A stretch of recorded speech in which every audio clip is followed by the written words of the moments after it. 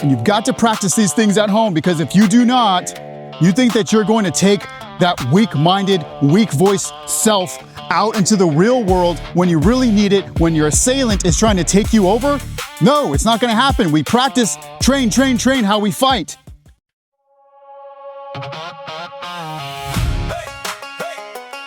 Let's fucking go. Yeah. Let's fucking go. Let's fucking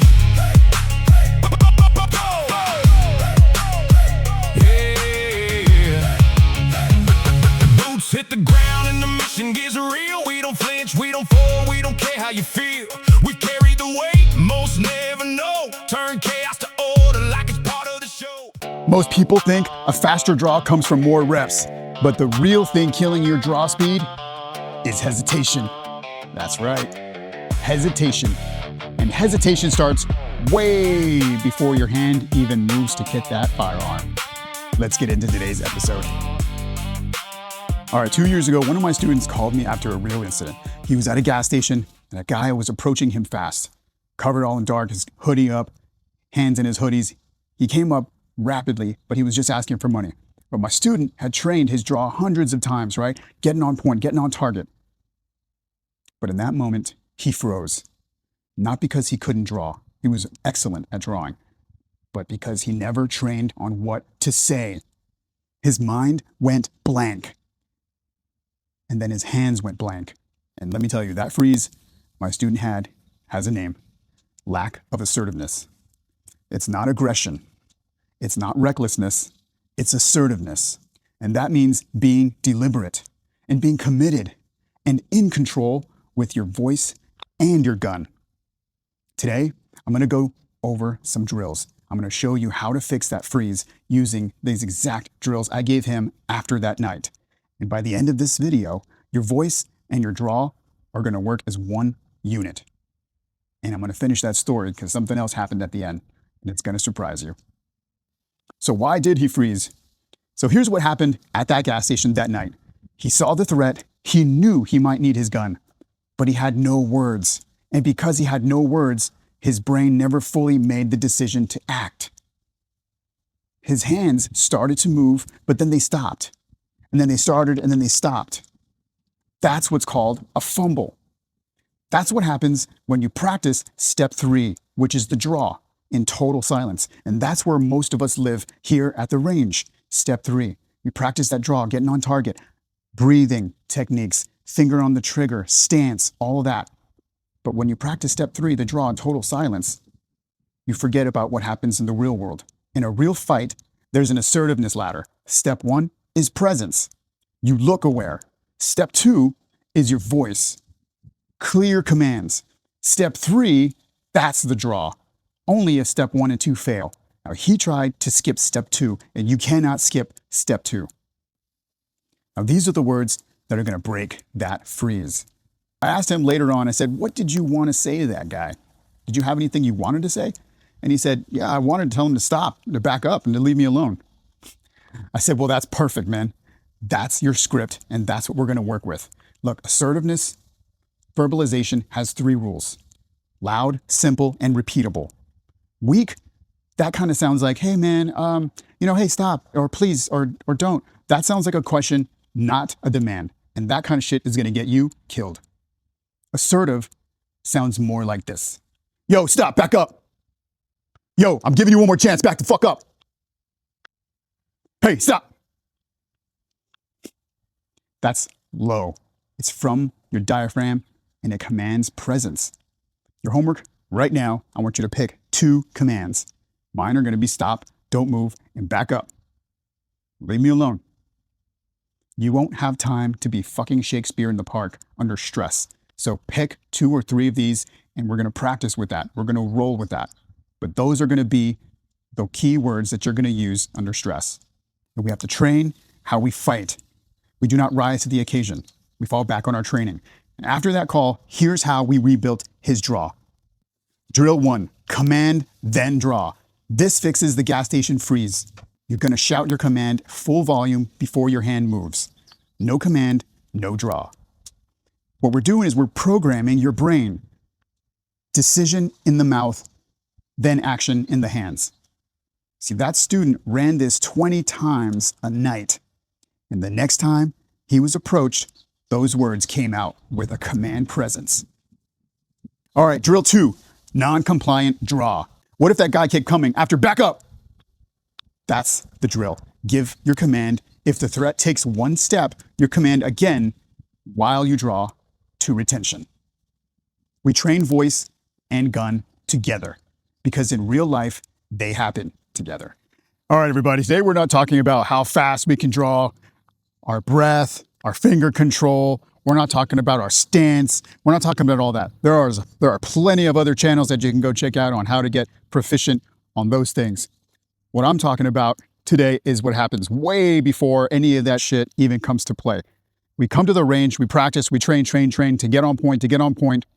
But when do we practice on how to be assertive? We don't practice that. That's right. So that's what we're going to practice today. We got to practice on being assertive. Because if we don't, that shit is connected to our hands. When the time comes, you're not going to just automatically become Shakespeare in the fucking park and to be able to just blurt out all the cool things that you see in the movies. You've got to practice how you fight.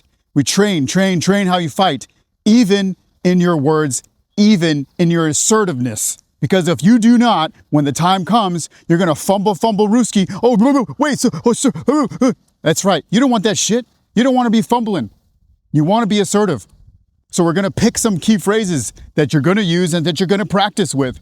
Practice at home. You can dry fire at home and be safe. Here, we're just going to practice on how being assertive, how that looks and how that sounds. All right, guys, we're practicing on how to be assertive. And you've got to practice these things at home because if you do not, you think that you're going to take that weak-minded, weak-voiced self out into the real world when you really need it, when your assailant is trying to take you over. No, it's not going to happen. We practice, train how we fight.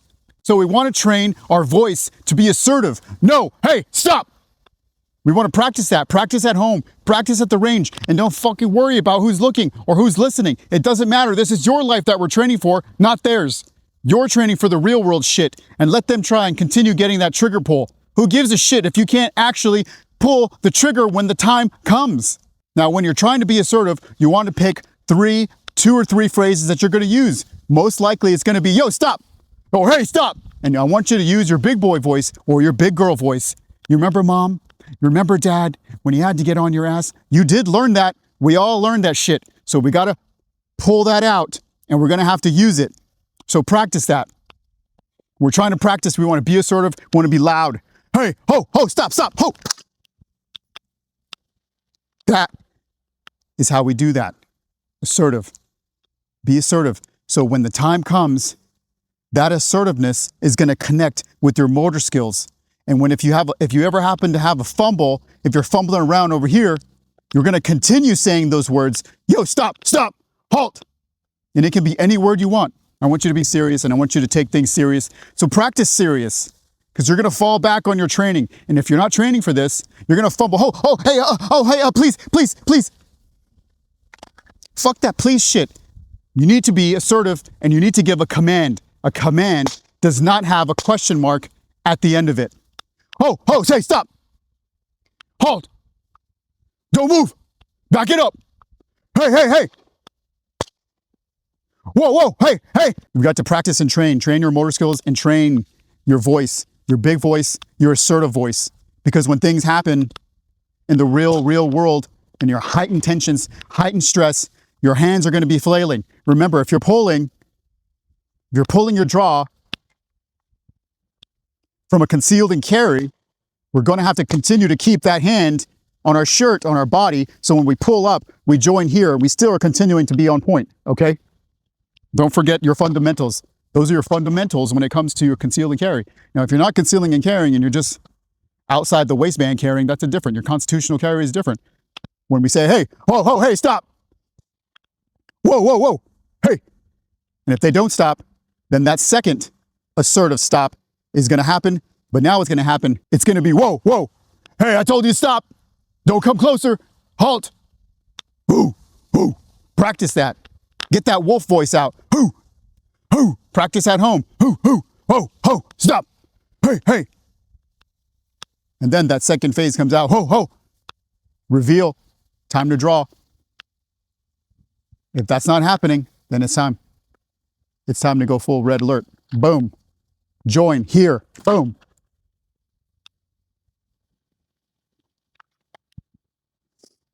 Assertiveness. By the way, you're going to need lots of water when you practice at home because it is going to happen. You are going to lose your voice, but your voice is a muscle, just like your muscles here, okay? Your voice is a muscle. You've got to train it. You've got to train it. You've got to get down in that deeper diaphragm, that deeper registry. Ho, ho, ho. Practice that. Ho. Just like a fucking wolf pack. Get in there. Get wild. Get fucking animalistic with this. Because this is what it comes down to. If someone's trying to take what's yours, it's now time to be uncivil. If you get that raggy in your voice, then it's time to go deeper. If you get that raggy in your voice, it's time to go, oh, deeper. Remember, this is a fucking tribal thing now. This is an animalistic thing. Someone's trying to take what's yours, especially if it's your life. So it's, who, you get deep, who, ho, ho, stop, ho. Second phase, you draw, who, ho, boom. That's the third phase. Third phase, on point. You don't have to worry too much. You don't have to worry too much about the trigger pull, about your breathing, about all that fucking shit, because what's happening is that threat, if it's a threat, it's going to be up here and close and personal in your face. You can shoot a motherfucker from right here, right there, still hitting the target. You ain't got to be, oh, okay, arms up, oh, finger here, oh, breath, and oh. Okay, yeah. When someone's about to take your life, you've got to get mean. You've got to get who. You've got to get in control, assertive, and make sure they don't take what's yours, which is your property, your loved ones, or yourself. And remember, I'm your tactical coach, Rex. And let's who. Shooter ready? Who. Hoo-yah.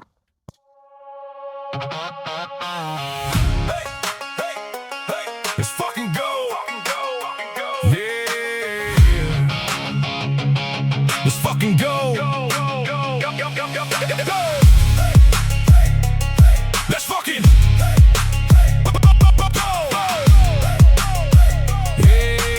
yeah.